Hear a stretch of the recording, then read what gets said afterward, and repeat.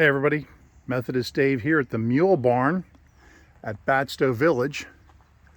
Let me show you really quick up close. This is bog iron. This is sandstone. This is rocks and sand that get real hard and set up over time like concrete. Very iron rich. These rocks are a lot of times would be what they use to make the iron out of, extract the iron from this. This is a reproduction mule barn. This is not the original building. This is a reproduction. And they would keep mules in here. Mules bite. So you can see these wood slats here were put there to protect you from the mules. Mule is a cross between a donkey and a horse.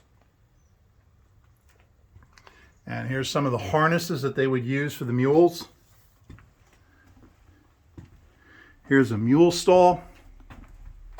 We can see as usual, there's the bin for hay.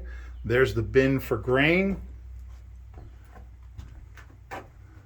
I think this is room for 8 mules in this barn, but the information showed that there were 26 mules here, and the mules would be used for really hard grunt work. Little ladder upstairs there. See if we can take a peek up here.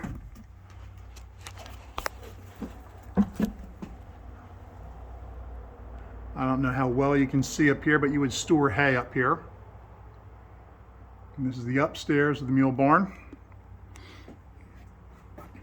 You know, you needed to feed these animals all year long, so you had to save a whole year's worth of food, a whole winter's worth of food upstairs until you had enough for next year.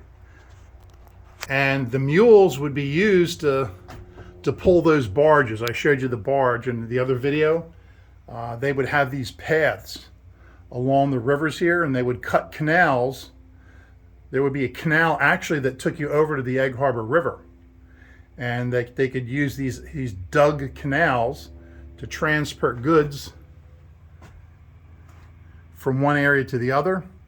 They would use the mules to cut down trees because they needed to make charcoal. And they would cut down the trees, and the mules would take the charcoal and drag them. And they could be sometimes stubborn and a little bit ornery. So a person who would handle a mule was called a mule skinner. It required a little bit of specific knowledge, and they would bite and kick. So you really needed to handle them with care. So it was a special person who would handle and work with mules. So thanks for joining me in this video, and we will see you in the next one.